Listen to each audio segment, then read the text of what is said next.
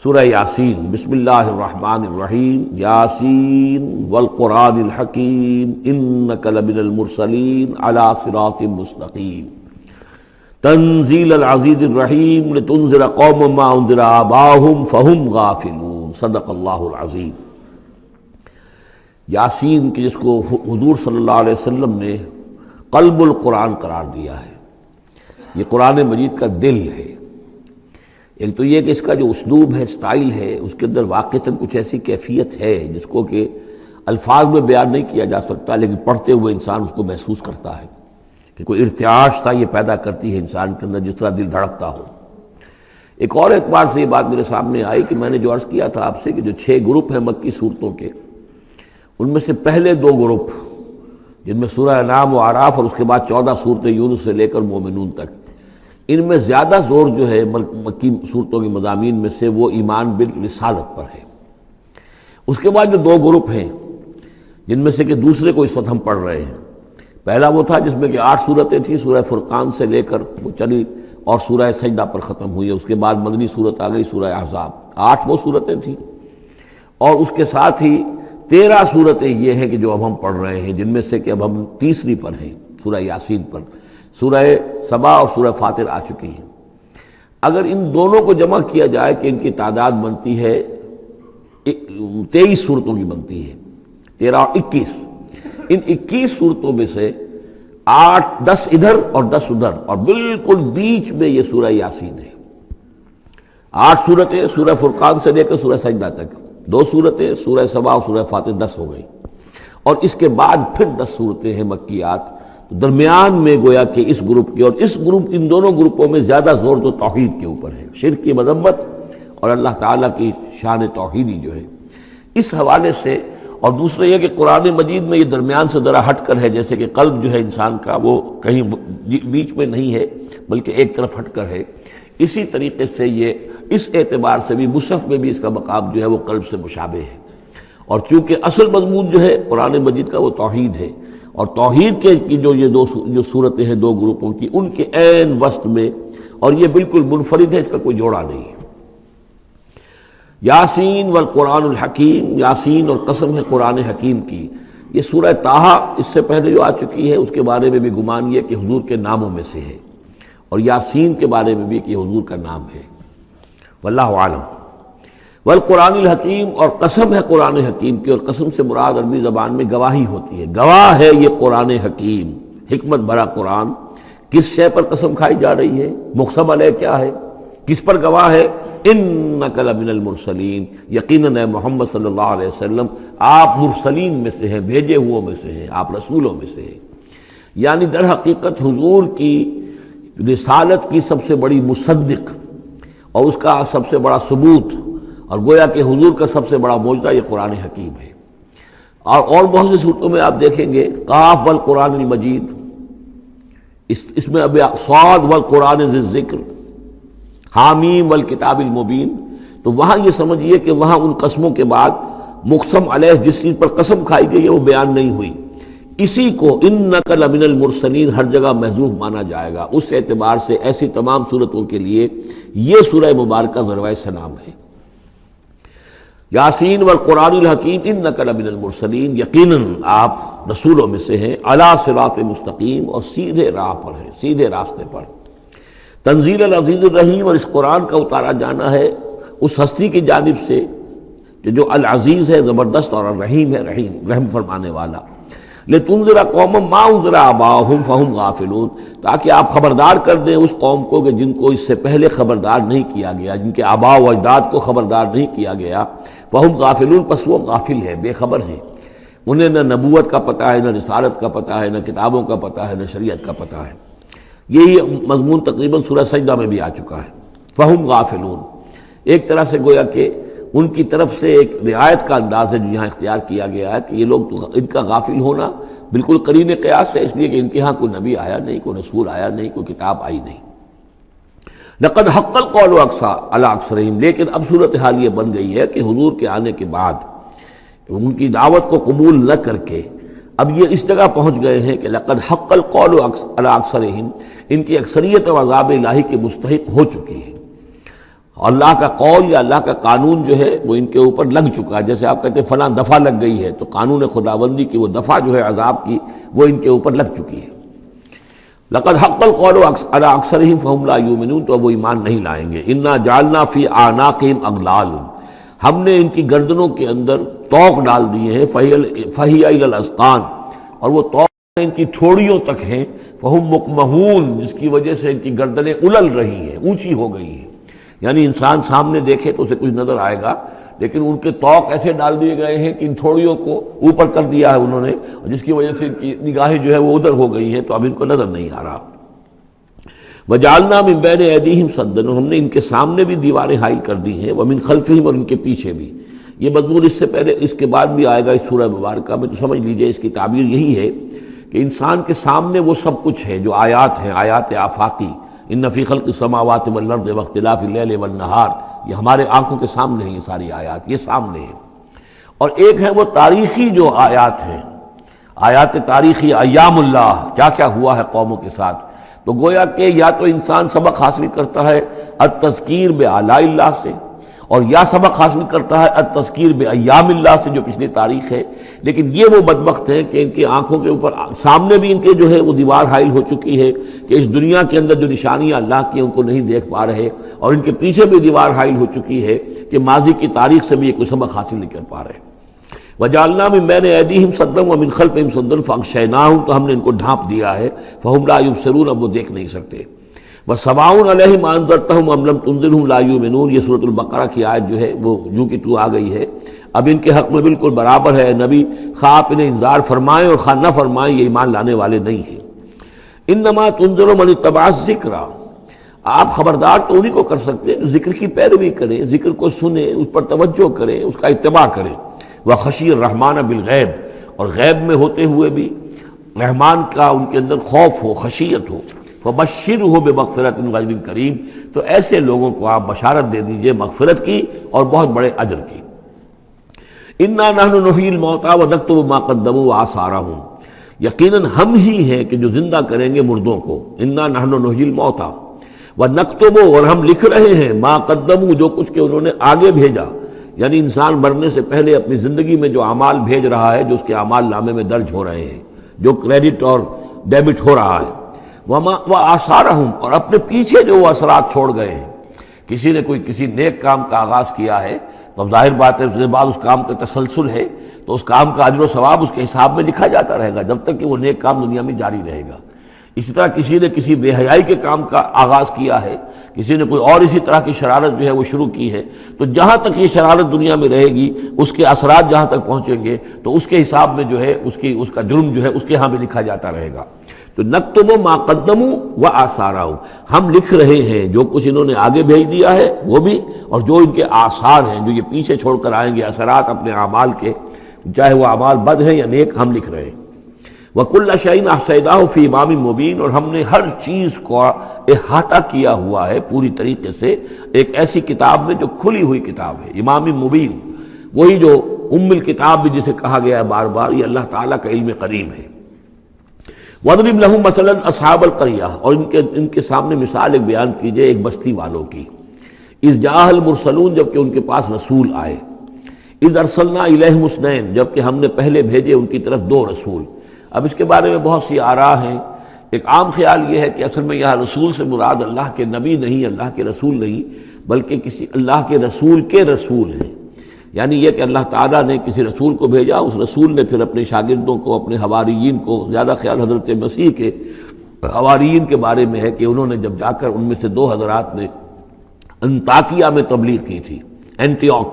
انطاکیہ جو شہر ہے، جو کہ یہ سمجھیے کہ شام اور ترکی کے تقریباً سرحد پر ہے، تو انطاکیہ میں جو معاملہ ہوا، یہ ماجرا ہوا، یہ خیال ہے. لیکن یہ بھی ہو سکتا ہے کہ اللہ ہی کے براہ راست نبی ہوں، اس لیے کہ رسول کے رسول یہ لفظ جو ہے بعض احادیث میں آئے ہیں.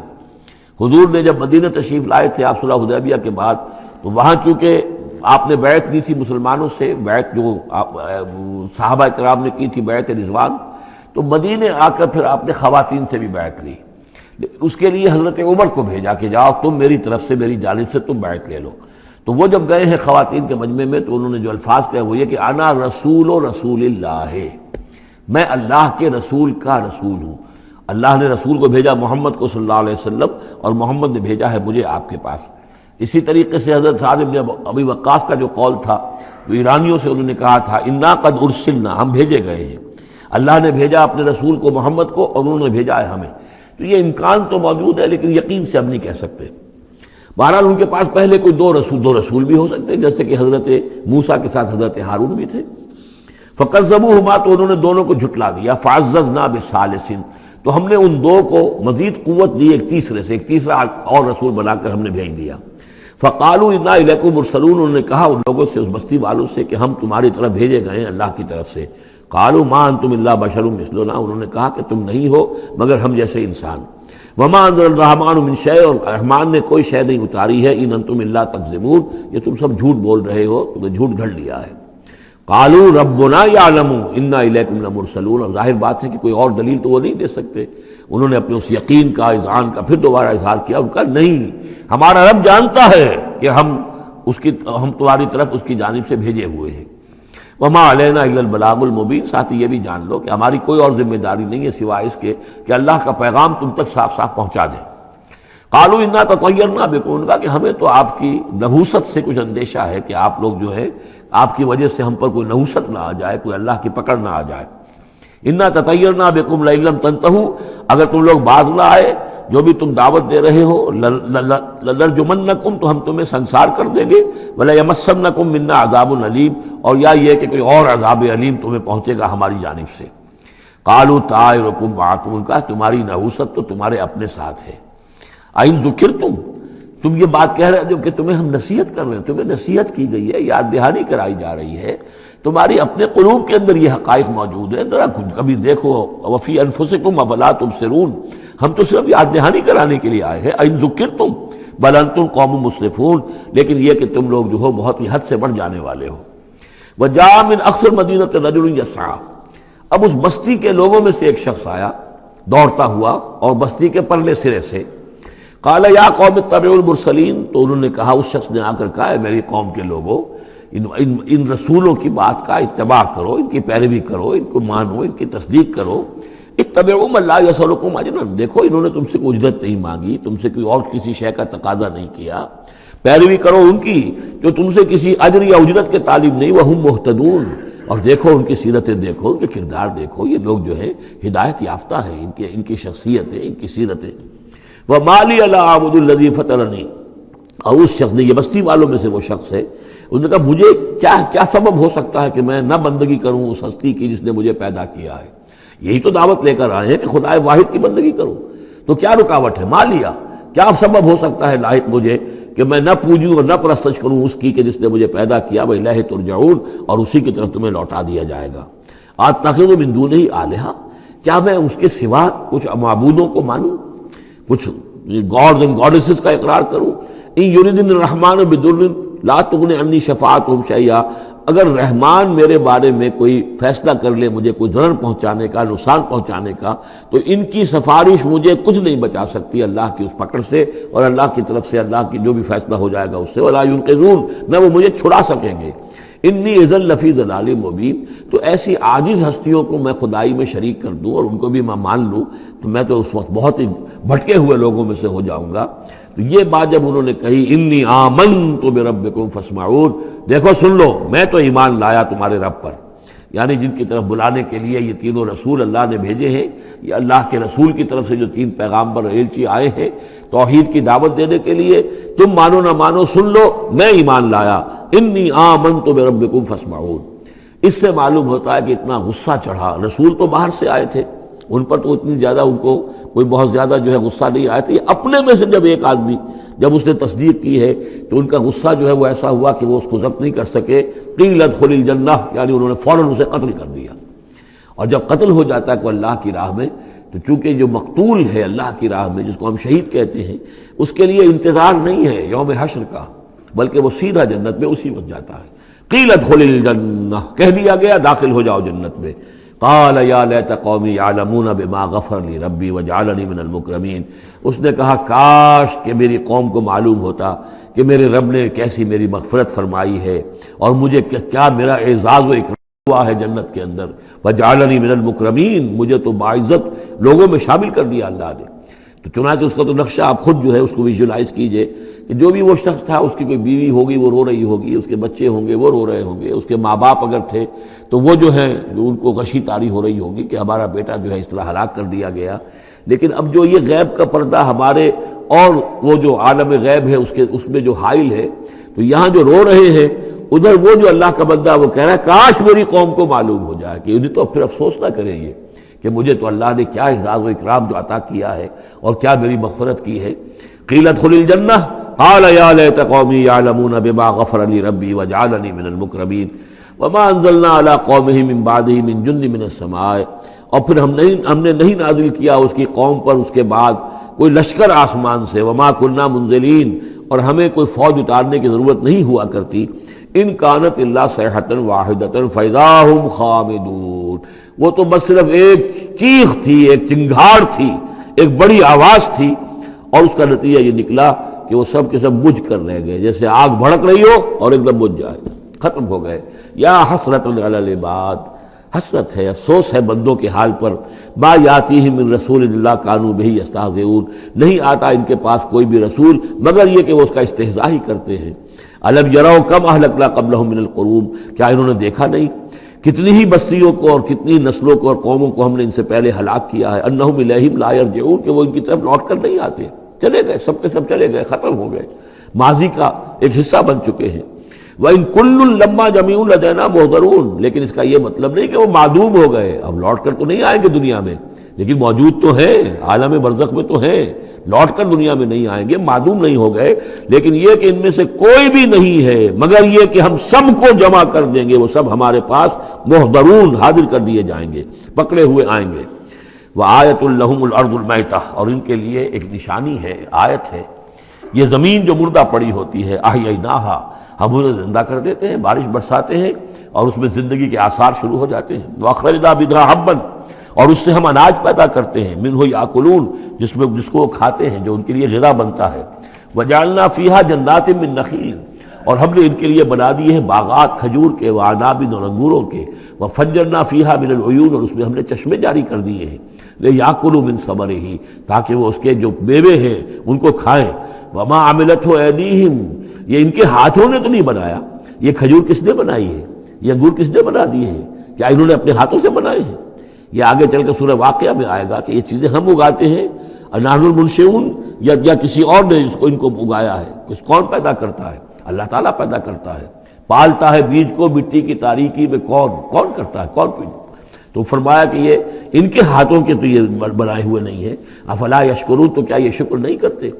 سبحان الذی خلق الازواج کلھا، بڑا پاک ہے وہ کہ جس نے پیدا کیا ہے تمام جوڑوں کو، جتنے بھی ہیں، کلھا مما تنبت الارض، جو زمین سے پیداوار ہوتی ہے وہ بھی جوڑوں کی شکل میں ہے، ومن انفسہم، خود یہ جوڑوں کی شکل میں ہے، مرد اور عورت، ومما لا یعلمون، اور اس طرح اور بہت سی ہماری مخلوقات جو نہیں جانتے بھی نہیں ہیں، وہ بھی جوڑوں کی شکل میں ہے۔ وآیۃ لہم اللیل، اسی طرح ایک نشانی ان کے لیے ہے رات، نسلخ منہ النہار، یہ ایسے ہے کہ جیسے سیاہ چادر کے اوپر دن کی چادر جو تھی وہ آ گئی تھی روشن چادر، ایک سیاہ چادر نیچے سفید اوپر ہے، ہم نے کھینچ لی ہے وہ دن والی چادر، نسلخ منہ النہار، ہم اس سے دن کو کھینچ لیتے ہیں، فاذا ہم مظلمون، تو وہ سیاہ چادر رہ جاتی ہے، پھر یہ اندھیرے میں رہ جاتے ہیں۔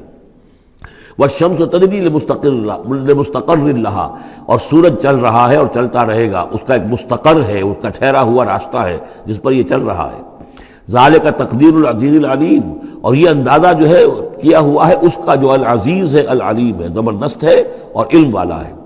والقمر قدرناہ منازل، اور چاند کی ہم نے مقرر کر دی ہیں منزلیں، حتی عاد کالعرجون القدیم، یہاں تک کہ پھر وہ دوبارہ ہو جاتا ہے ایک سوکھی ہوئی ٹہنی کی طرح۔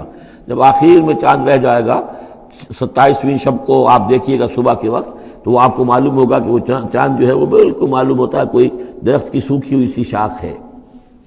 ارجون القدیم لا الشمس ينبغي لها ان تدرك القمر، نہ تو یہ امکان ہے چاند سورج کے لیے کہ وہ پکڑ لے جا کر قمر کو، یہ ایک دوسرے کے پیچھے ہی ہے۔ ولا الليل سابق النهار، نہ یہ رات جو ہے وہ دن سے آگے نکل سکتی ہے اور دن سے آگے بڑھ سکتی ہے۔ وَكُلٌّ فِي فَلَكٍ يَسْبَحُونَ، اور یہ سب کے سب اجرام سماویہ جو ہیں اپنے اپنے مدار میں تیر رہے ہیں۔ وآیۃ لہم انا حملنا ذریتہم فی الفلک المشحون، اور ان کے لیے یہ بھی ایک نشانی ہے کہ ان کی اولاد کو ہم نے ایک کشتی میں سوار کرایا جو بھری ہوئی کشتی تھی۔ بعض لوگوں کا خیال ہے کہ اس میں اشارہ خاص طور پر جو ہے حضرت نوح علیہ السلام کی کشتی کی طرف ہے۔ وَخَلَقْنَا لَهُم مِّن مِّثْلِهِ مَا يَرْكَبُونَ، اور یہ کہ ہم نے اسی طرح کی اور چیزیں بھی ان کے لیے بنا دی ہیں جس پر کہ یہ سواری کرتے ہیں۔ وَإِن نَّشَأْ نُغْرِقْهُمْ، اگر ہم چاہیں تو انہیں غرق کر دیں، فَلَا صَرِيخَ لَهُمْ، تو کوئی نہ ہو جو ان کی فریاد کو آ سکے، کوئی فریاد رس ان کو نہ ملے، وَلَا هُمْ يُنقَذُونَ، اور نہ ہی ان کو کوئی چھڑانے والا ملے، کوئی یہ چھڑائے جائیں، نہ ہی یہ چھڑائے جائیں گے۔ إِلَّا رَحْمَةً مِّنَّا وَمَتَاعًا إِلَىٰ حِينٍ، اگر نہ ہو ہماری رحمت اور ہماری طرف سے فیصلہ کہ ایک وقت معین تک کے لیے انہیں کام چلانے کی اور یہاں رہنے اور بسنے کے لیے ضروری ساز و سامان فراہم کر دیا جائے۔ وَإِذَا قِيلَ لَهُمُ اتَّقُوا مَا بَيْنَ أَيْدِيكُمْ وَمَا خَلْفَكُمْ لَعَلَّكُمْ تُرْحَمُونَ، اور جب ان سے کہا جاتا ہے کہ دیکھو ذرا دھیان کرو اور سوچو اور سبق حاصل کرو اس سے جو تمہارے سامنے ہے اور اس سے جو تمہارے پیچھے ہے۔ یہاں اتقو جو ہے بچنے کے معنی میں نہیں ہے، بلکہ یہ کہ تم توجہ کرو، ان سے سبق حاصل کرو، اس سے عبرت حاصل کرنے کی کوشش کرو۔ ما بین ایدیکم، جو تمہارے سامنے، یہ وہی کہ جو آیات الہیہ، آیات آفاقیہ جو ہماری نگاہوں کے سامنے پھیلی ہوئی ہیں، وما خلفکم، اور جو پرانی تاریخ ہے جو تذکیر بایام اللہ، ان سے جو ہے سبق حاصل کرو، لعلکم ترحمون، تاکہ تم پر رحم کیا جائے۔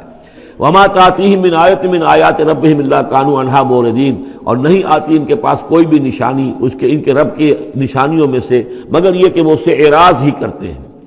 وَإِذَا قِيلَ لَهُمْ أَنفِقُوا مِمَّا رَزَقَكُمُ اللَّهُ، اور جب ان سے کہا جاتا ہے خرچ کرو جو کچھ اللہ نے تمہیں دیا ہے اس میں سے، غریبوں کو کھلاؤ، بھوکوں کو دو، یتیموں کی سرپرستی کرو۔ قَالَ الَّذِينَ كَفَرُوا لِلَّذِينَ آمَنُوا، تو یہ کافر کہتے ہیں اہل ایمان سے، أَنُطْعِمُ مَن لَّوْ يَشَاءُ اللَّهُ أَطْعَمَهُ، کیا ہم انہیں کھلائیں کہ جنہیں اللہ چاہتا تو خود کھلا دیتا؟ اللہ نے انہیں بھوکا رکھا ہے، اللہ تو قادر ہے، کیا ان کا پیٹ نہیں بھر سکتا تھا؟ اس کا مطلب اللہ چاہتا ہے یہ بھوکے رہیں، تو اللہ کی مشیت تو یہ کہ بھوکے رہیں، اور تم چاہتے ہو کہ ہم انہیں کھانا کھلائیں۔ تو أَنُطْعِمُ مَن لَّوْ يَشَاءُ اللَّهُ أَطْعَمَهُ، کیا ہم کھلائیں ان کو کہ جن کو اگر اللہ چاہتا تو خود کھلا دیتا۔ ان انتم الا فی ضلال مبین، یہ تم ہمیں نصیحتیں نہ کرو، تمہاری جو ہے باتیں جو ہیں یہ کسی حقیقت پر اور کسی علم پر مبنی نہیں ہے، تم خود بھٹکے ہوئے ہو۔ جو نصیحت کرنے والے انہیں یہ کہہ رہے ہیں۔ وَيَقُولُونَ مَتَىٰ هَٰذَا الْوَعْدُ إِن كُنتُمْ صَادِقِينَ، اور وہ کہتے ہیں کہ کب ہوگا یہ وعدہ پورا اگر تم سچے ہو، کب عذاب آئے گا، کب قیامت آئے گی۔ مَا يَنظُرُونَ إِلَّا صَيْحَةً وَاحِدَةً، یہ نہیں انتظار کر رہے مگر بس ایک چنگھاڑ کا، تَأْخُذُهُمْ، وہ ان کو آ پکڑے گی، وَهُمْ يَخِصِّمُونَ، اور وہ اسی طرح جھگڑ رہے ہوں گے۔ فَلَا يَسْتَطِيعُونَ تَوْصِيَةً، پھر نہ انہیں اس کی مہلت ملے گی کہ وہ وصیت ہی کر سکے، وَلَا إِلَىٰ أَهْلِهِمْ يَرْجِعُونَ، اور نہ وہ اپنے گھر والوں کی طرف لوٹ کر جا سکیں گے، وہ تو اچانک جو کا توں، جیسے کہ اس سے پہلے آیا إِن كَانَتْ إِلَّا صَيْحَةً وَاحِدَةً فَإِذَا هُمْ خَامِدُونَ، ایک چنگھاڑ تھی بس اس کے بعد وہ بجھ کر رہ گئے، جیسے آگ بجھ جاتی ہے۔ اسی طریقے سے جب وہ چنگھاڑ آئے گی فلا یستطیعون توصیۃ ولا الی اہلہم یرجعون، نہ تو ان کو یہ مہلت ملے گی، یہ طاقت ہوگی کہ وصیت کریں، اور نہ ہی اپنے گھر والوں کی طرف لوٹ سکیں گے۔ ونفخ فی الصور، اور پھر سور میں پھونکا جائے گا، فاذا هم من الاجداث الی ربہم ینسلون، تو پھر یہ اچانک اپنی اپنی قبروں سے نکل کر اپنے رب کی طرف چلنا شروع کر دیں گے، چاروں ناچار، کشاں کشاں۔ قالوا یا ویلنا من بعثنا من مرقدنا، وہ کہیں گے ہائے ہماری شامت، کس نے ہمیں اٹھا لیا اپنی قبروں سے۔ ھذا ما وعد الرحمن، ارے یہ تو وہی دن آ گیا جس کا کہ رحمان نے وعدہ کیا تھا، وصدق المرسلون، اور یہ تو پھر جو رسولوں نے بات بتائی تھی، جو خبر دی تھی کہ بعث بعد الموت کی، یقیناً وہ سچی نکلی۔ ان کانت الا صیحۃ واحدۃ فاذا هم جميع لدینا محضرون، پھر ایک ہی چنگھاڑ ہوگی اور اس کے نتیجے میں سب کے سب ہمارے سامنے آ کر حاضر ہو جائیں گے۔ فَالْيَوْمَ لَا تُظْلَمُ نَفْسٌ شَيْئًا، تو پھر آج کے دن نہ کسی جان پر کوئی ظلم کیا جائے گا، وَلَا تُجْزَوْنَ إِلَّا مَا كُنتُمْ تَعْمَلُونَ، نہ تمہیں بدلے میں دیا جائے گا مگر وہی کچھ کہ جو تم عمل کرتے رہے تھے۔ إِنَّ أَصْحَابَ الْجَنَّةِ الْيَوْمَ فِي شُغُلٍ فَاكِهُونَ، یقیناً جنت والے لوگ اس دن بڑے شغل میں ہوں گے اور خوشیاں منا رہے ہوں گے، باتیں کر رہے ہوں گے۔ ہم وازواجہم فی ظلال علی الارائک متکئون، وہ اور ان کی بیوییں وہ سایوں کے اندر، درختوں کے سائے میں بیٹھے ہوں گے، علی الارائک کے تختوں پر بیٹھے ہوئے، ٹیک لگائے ہوئے۔ لہم فیہا فاکہۃ، ان کے لیے وہاں تمام میوے ہوں گے، ولہم ما یدعون، اور ان کے لیے ہر وہ شے جس کا وہ آرڈر دیں گے، جو چیز طلب کریں گے حاضر کر دی جائے گی۔ سلام قولا من رب الرحیم، اور رب رحیم کی طرف سے سلام آتا رہے گا، اللہ کی طرف سے ان کے لیے سلامتی کے پیغام آتے رہیں گے۔ وَامْتَازُوا الْيَوْمَ أَيُّهَا الْمُجْرِمُونَ، اور کہہ دیا جائے گا کہ اے مجرموں، اے کافروں، اے مشرکوں، اب تم ذرا علیحدہ ہو جاؤ۔ وَامْتَازُوا الْيَوْمَ، علیحدہ ہو جاؤ۔ أَلَمْ أَعْهَدْ إِلَيْكُمْ يَا بَنِي آدَمَ أَلَّا تَعْبُدُوا الشَّيْطَانَ، اے آدم کی نسل، اے آدم کی اولاد، کیا میں نے تم سے یہ وعدہ نہیں لے لیا تھا کہ شیطان کی بندگی مت کرنا؟ إِنَّهُ لَكُمْ عَدُوٌّ مُبِينٌ، وہ تمہارا کھلا دشمن ہے۔ وَأَنِ اعْبُدُونِي، اور میری ہی بندگی کرنا، هَذَا صِرَاطٌ مُسْتَقِيمٌ، یہ ہے سیدھا راستہ۔ وَلَقَدْ أَضَلَّ مِنكُمْ جِبِلًّا كَثِيرًا، اور اس نے تو تمہاری بہت بڑی تعداد کو، بڑی خلقت کو گمراہ کر کے لے گیا۔ أَفَلَمْ تَكُونُوا تَعْقِلُونَ، تو کیا تم عقل سے کام نہیں لیتے تھے؟ ہم نے تمہیں عقل دی تھی۔ هَذِهِ جَهَنَّمُ الَّتِي كُنتُمْ تُوعَدُونَ، اب یہ جہنم ہے، یہ حاضر ہے جس کا کہ تم سے وعدہ کیا گیا تھا۔ اصلوها اليوم بما كنتم تکفرون، اب داخل ہو جاؤ اس میں اپنے کفر کی وجہ سے جو تم کرتے رہے تھے۔ اليوم نختم على افواہہم، آج ہم ان کے منہوں پر مہر لگا دیں گے۔ وتکلمنا ایدیہم، ہم سے بات کریں گے ان کے ہاتھ، جو بھی عمل انہوں نے کمائے تھے ہاتھ گواہی دیں گے کہ اس نے ہمارے ذریعے سے یہ کام کیا۔ وتشہد ارجلہم، اور ان کے جو پیر ہیں، پاؤں ہیں، وہ بھی گواہی دیں گے ان کے خلاف، بما کانوا یکسبون، ان چیزوں کے بارے میں کہ جو وہ کمائی کرتے رہے تھے۔ وَلَوْ نَشَاءُ لَطَمَسْنَا عَلَىٰ أَعْيُنِهِمْ، اور اگر ہم چاہیں تو ان کی آنکھیں مٹا دیں، ابھی ان کی بینائی چلی ہو جائے۔ فَاسْتَبَقُوا الصِّرَاطَ فَأَنَّىٰ يُبْصِرُونَ، پھر یہ دوڑے راستہ پانے کے لیے، لیکن کہاں سے سوج ملے گی، کہاں دیکھ سکیں گے۔ وَلَوْ نَشَاءُ لَمَسَخْنَاهُمْ عَلَىٰ مَكَانَتِهِمْ، اور اگر ہم چاہیں تو ہم ان کی صورتیں مسخ کر دیں، ان کے اپنے مقام پر جہاں ہیں، there and then ان کی صورتیں مسخ ہو جائیں۔ فَمَا اسْتَطَاعُوا مُضِيًّا، تو نہ تو وہ آگے چل سکیں، وَلَا يَرْجِعُونَ، نہ پیچھے آ سکیں۔ وَمَن نُعَمِّرْهُ نُنَكِّسُ فِي الْخَلْقِ، اور جس کو ہم زیادہ عمر بنا دیتے ہیں، زیادہ معمر کر دیتے ہیں، تو اس کی ہم جو قوا ہیں ان کو کمزور کر دیتے ہیں، اس کی خلقت جو ہے اس میں ضعف پیدا کر دیتے ہیں، کمی پیدا کر دیتے ہیں۔ بڑھاپا آتا ہے تو ظاہر بات ہے کہ قوا ضعیف ہو جائیں گے، ہو گئے مزمحل قوائے غالب، اب عناصر میں اعتدال کہاں۔ وَمَن نُعَمِّرْهُ نُنَكِّسُ فِي الْخَلْقِ فَلَا يَعْقِلُونَ، تو کیا یہ عقل سے کام نہیں لیتے۔ وَمَا عَلَّمْنَاهُ الشِّعْرَ وَمَا يَنبَغِي لَهُ، اور دیکھو ہم نے اپنے اس رسول محمد کو صلی اللہ علیہ وسلم شعر نہیں سکھایا، اور وہ ان کے شایان شان بھی نہیں ہے۔ وہ جو سورہ شعراء کے آخر میں آیا تھا، وَالشُّعَرَاءُ يَتَّبِعُهُمُ الْغَاوُونَ أَلَمْ تَرَ أَنَّهُمْ فِي كُلِّ وَادٍ يَهِيمُونَ إِنَّهُمْ يَقُولُونَ مَا لَا يَفْعَلُونَ، تو اگرچہ اس میں استثناء بھی ہے لیکن عام قاعدہ کلیہ یہی ہے۔ تو اس اعتبار سے اللہ تعالیٰ نے حضور کو شعر نہیں سکھایا، آپ شعر نہیں کہہ سکتے تھے، بلکہ آپ کے اندر وہ جو ایک شعر کا ایک احساس ہوتا ہے، معنوی طور پر تو شعر کو سمجھنے کا اور اس کے مفہوم کو پسند کرنے کا آپ کے اندر ملکہ موجود تھا، لیکن جو فنی ہے اس کے اندر جو وزن وغیرہ کا معاملہ ہے اس سے آپ بالکل ناواقف تھے، بلکہ اس میں اکثر غلط کرتے تھے۔ آپ شعر پڑھتے تھے تو کہیں نہ کہیں سکتہ ہو جاتا تھا، جیسے آپ دیکھتے ہوں گے بہت سے لوگ ہیں شعر یاد انہیں بہت ہوتے ہیں، لیکن وہ شعر کی مناسبت نہیں ہوتی تو پڑھتے غلط ہیں۔ اسی مرتبہ اسی طرح ایک واقعہ ہوا کہ حضور نے ایک شعر پڑھا اور اس میں غلطی ہو گئی، وہ سکتہ ہو گیا، وہ شعر جو ہے بے وزن ہو گیا، تو حضرت ابو بکر مسکرائے، انہوں نے کہا انی اشہد انک رسول اللہ، میں گواہی دیتا ہوں آپ اللہ کے رسول ہیں، یعنی اللہ نے فرمایا ہے کہ آپ کو شعر نہیں سکھایا اللہ نے، تو گویا کہ اس کا مجھے ثبوت مل گیا کہ آپ واقعتاً شعر کے اس اعتبار سے فنی جہاں تک تعلق ہے اس کا ذوق جو ہے وہ اللہ نے آپ میں پیدا ہی نہیں کیا۔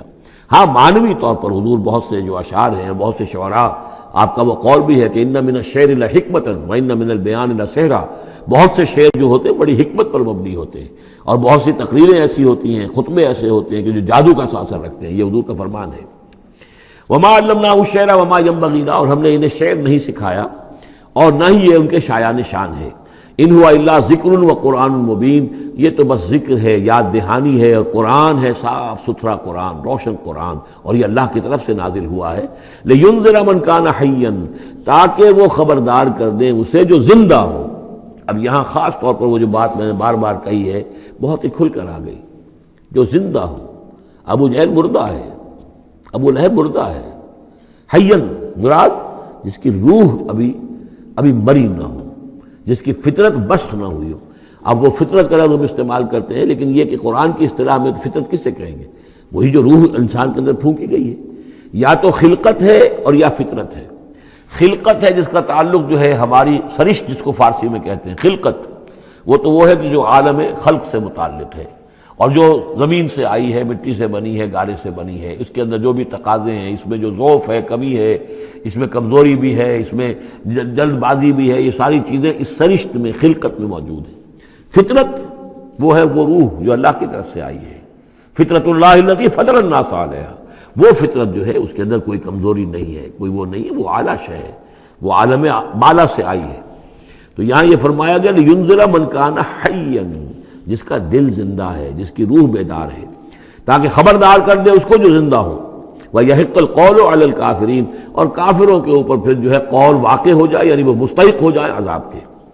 أَوَلَمْ يَرَوْا أَنَّا خَلَقْنَا لَهُم مِّمَّا عَمِلَتْ أَيْدِينَا أَنْعَامًا فَهُمْ لَهَا مَالِكُونَ، کیا انہوں نے غور نہیں کیا کہ ہم نے ان کے لیے چوپائے بنا دیے اپنے ہاتھوں سے، ہم نے بنائے ہیں، مما عملت ایدینا، اپنے ہاتھوں کی بنائی ہوئی چیزوں سے ہم نے ان کے لیے جانور پیدا کر دیے، فہم لہا مالکون، جن کے اب یہ مالک بنے پھرتے ہیں۔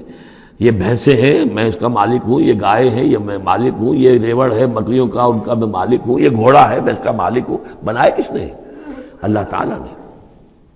اولم یروا انا خلقنا لهم مما عملت ایدینا، تخلیق تو ہماری ہے، انعامن، چوپائے بنائے ہیں، فہم لہا مالکون، وہ اس کے مالک ہیں، وَذَلَّلْنَاهَا لَهُمْ فَمِنْهَا رَكُوبُهُمْ وَمِنْهَا يَأْكُلُونَ، اور ہم نے ان کو مطیع کر دیا ہے، مطیع فرمان کر دیا ہے۔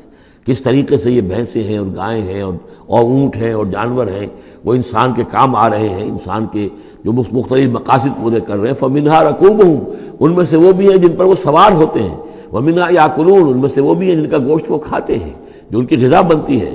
وَلَهُمْ فِيهَا مَنَافِعُ وَمَشَارِبُ، اور ان کے لیے اس میں اور بھی بہت سی منفعتیں ہیں۔ کھالوں کا کیا کچھ بناتے ہیں، بالوں کا کیا کچھ بناتے ہیں، بالوں سے کمبل بناتے ہیں، کھالوں سے خیمے بنا لیتے ہیں، کھالوں سے جوتے بنا لیتے ہیں، چمڑوں سے کیا کچھ بن رہا ہے، اور بہت سی چیزیں جو آج کل تو آپ کو معلوم ہے کہ ان جانوروں کی کوئی ایک شے بھی، اب تو خون بھی ضائع نہیں جاتا، اس کو بھی محفوظ کر لیا جاتا ہے، تمام چیزیں ہیں کہ جو انسان کے کام آ رہی ہیں، منافع ہیں اس میں لوگوں کے لیے، وہ مشارب، اور پینے کی جگہیں ہیں، ان میں گھاٹ ہیں، مشرب کہتے ہیں جہاں پر پیا جائے، ان وہ دودھ جو ہے اللہ تعالیٰ نے بنایا ان کے تھنوں کے اندر، یہ گویا کہ اللہ تعالیٰ نے بہترین مشروب جو ہے، یہ جس طریقے سے کہ کہیں پر کوئی جگہ ایسی ہو کہ جہاں پر جا کر کوئی مشروب حاصل کیا جائے، مشرب، اور جو اس کے پینے کی جگہ گھاٹ، تو یہ گویا کہ ہم نے نہایت لطیف چیز جو پینے کے لیے ان کی بنائی ہے، اس کے گھاٹ ہیں۔ وہ جو اسماعیل میرٹھی کی نظم ہے، اس کے دو شعر مجھے مستحضر زیادہ رہتے ہیں، عام طور پر زیادہ تو نہیں ہے، کہ رب کا شکر ادا کر بھائی جس نے ہماری گائے بنائی، اس مالک کو کیوں نہ پکاریں جس نے پلائیں دودھ کی دھاریں۔ تو واقعہ یہ ہے، اور آپ نے دیکھا ہوگا دیہاتی لوگ تو سیدھے تھن سے جو ہے سیدھا وہ اس کو وہ منہ کے اندر جو ہے دھاریں وہ لیتے ہیں، اور وہ بہترین دودھ ہوتا ہے، بہترین مشروب ہے۔ وَذَلَّلْنَا لَهُمْ فَمِنْهَا رَكُوبُهُمْ وَمِنْهَا يَأْكُلُونَ وَلَهُمْ فِيهَا مَنَافِعُ وَمَشَارِبُ أَفَلَا يَشْكُرُونَ، تو کیا یہ اس پر شکر نہیں کرتے؟ وَاتَّخَذُوا مِن دُونِ اللَّهِ آلِهَةً، اور انہوں نے اللہ کے سوا اپنے لیے آلہہ گھڑ لیے ہیں، اختیار کر لیے ہیں، بہت سے معبود جو ہے تراش لیے ہیں، لَعَلَّهُمْ يُنصَرُونَ، شاید کہ ان کی مدد کی جائے، شاید یہ اللہ کے ہاں کام آ جائیں، شاید اللہ کے ہاں سفارش جو ہے ان کی وہ ہمیں بچا لے۔ لا يستطيعون نصرهم، وہ ہرگز کو استطاعت نہیں رکھتے ان کی مدد کی۔ وَهُمْ لَهُمْ جُنْدٌ مُحْضَرُونَ، بلکہ یہ تو ان کے قیدی بن کر پیش کر دیے جائیں گے، جن کو یہ پوچھتے تھے وہی پکڑ پکڑ کر آئیں گے کہ اللہ یہ ہیں وہ بدماش کہ جو ہمارے ساتھ یہ زیادتی کرتے تھے، ہمیں تیرے ساتھ شریک کیا ہوا تھا انہوں نے، وہ خود پکڑوائیں گے اپنے پوجنے والوں کو اور بندگی کرنے والوں کو۔ وَهُمْ لَهُمْ جُنْدٌ مُحْضَرُونَ فَلَا يَحْزُنْكَ قَوْلُهُمْ، تو اے نبی آپ ان کی بات سے دل گرفتہ نہ ہوں، رنجیدہ نہ ہوں۔ اِنَّا نَعْلَمُ مَا يُسِرُّونَ وَمَا يُعْلِنُونَ، ہم خوب جانتے ہیں جو کچھ کہ یہ چھپا رہے ہیں اور جو کچھ یہ ظاہر کر رہے ہیں۔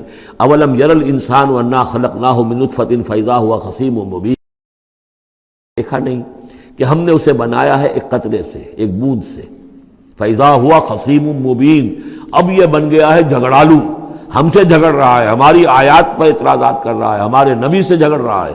فَإِذَا هُوَ خَصِيمٌ مُبِينٌ وَضَرَبَ لَنَا مَثَلًا، ہمارے بارے میں تو مثالیں بیان کرتا ہے، اعتراضات کرتا ہے، کیسے دوبارہ پیدا ہو جائے گا، کیسے اللہ پیدا کر دے گا دوبارہ جبکہ ہماری ہڈیاں گل سڑ کر بالکل جو ہے منتشر ہو جائیں گی۔ وَنَسِيَ خَلْقَهُ، اپنی پیدائش کو بھول گیا ہے۔ قَالَ مَن يُحْيِي الْعِظَامَ وَهِيَ رَمِيمٌ، بہت کہتا ہے کون ہے جو زندہ کر دے گا ہڈیوں کو جبکہ وہ بالکل بوسیدہ ہو چکی ہوں گی۔ قل یحییھا الذی انشاھا اول مرہ، ان سے کہہ دیجئے اے نبی اسے زندہ کرے گی وہی ہستی جس نے کہ اس کو پہلی مرتبہ اٹھایا تھا۔ وہی دلیل جو 12 میں نے عرض کیا ہے کہ پہلی مرتبہ بنانا اور پیدا کرنا، پہلی مرتبہ کسی کام کرنا جو ہے مشکل ہے یا دوسری مرتبہ۔ قل یحییھا الذی انشاھا اول مرہ، کہہ دیجئے ان سے کہ اسے زندہ کرے گا وہ کہ جس نے ان کو پہلی مرتبہ پیدا کیا تھا، وہو بکل شیء علیم، اور وہ ہر چیز کا مکمل علم رکھتا ہے، کون کہاں ہے، کون کہاں دفن ہے، کس کے اجزاء کہاں کہاں منتشر ہو گئے ہیں، اس کے علم قدیم کے اندر اور علم کامل کے اندر تمام چیزیں محفوظ ہیں۔ الذی جعل لکم من الشجر الاخضر نارا، جس نے تمہارے لیے ہرے درختوں سے آگ پیدا کر دی۔ اس کے دو معنی ہیں، ایک تو یہ ہرے بھرے درخت ہوتے ہیں، انہی کی لکڑیاں ہیں، سکھا کر اس میں سے آپ آگ جلاتے ہیں تو آگ نکلتی ہے، اور ایک یہ بھی ہے کہ بعض درخت بھی ایسے ہیں، بانس کا درخت ہے اس کے اندر بھی رگڑنے سے آگ پیدا ہوتی ہے۔ اسی طریقے سے کچھ اور بھی صحراؤں کے اندر خاص طور پر اللہ تعالیٰ نے کچھ اس طرح کی چیزیں پیدا کی ہیں کہ وہاں پر بوقت ضرورت لوگ جو ہیں ان سے آگ کو پیدا کر لیں۔ مرخ اور عفار نامی کچھ پودے ہوتے تھے عرب میں کہ جن سے آگ جو ہے پیدا کی جا سکتی تھی۔ الذی جعل لکم من الشجر الاخضر نارا، جس نے کہ ہرے درخت سے تمہارے لیے آگ پیدا کر دی۔ فاذا انتم منہ توقدون، تو تم اس سے آگ سلگاتے ہو۔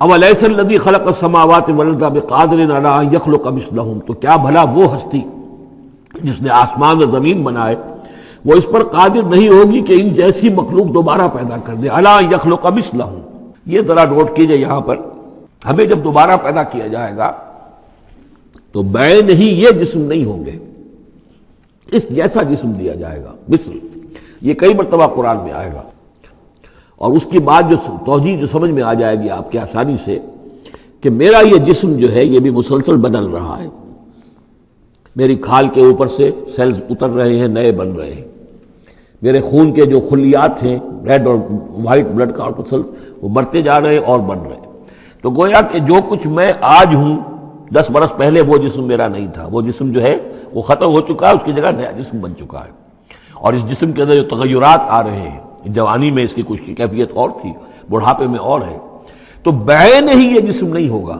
بلکہ اس جیسا جسم دیا جائے گا کہ جیسے جسم سے ہم نے نیکیاں یا بدیاں کمائی ہیں اسی طرح کے جسم کے ذریعے سے ہمیں اس کا بدلہ دیا جائے گا۔ تو یہ مثلہم ہے، الا یخلق مثلہم، ان جیسے انسان پیدا کر دے۔ اور اس میں یہ شکل بھی ہے جیسا کہ حضور کا ایک مرتبہ ایک لطیفہ ہی سمجھ لیجئے کہ حضور کے پاس ایک بہت بوڑھی خاتون کوئی آئی اور انہوں نے کہا کہ حضور دعا کیجئے اللہ تعالیٰ مجھے جنت میں داخل کرے۔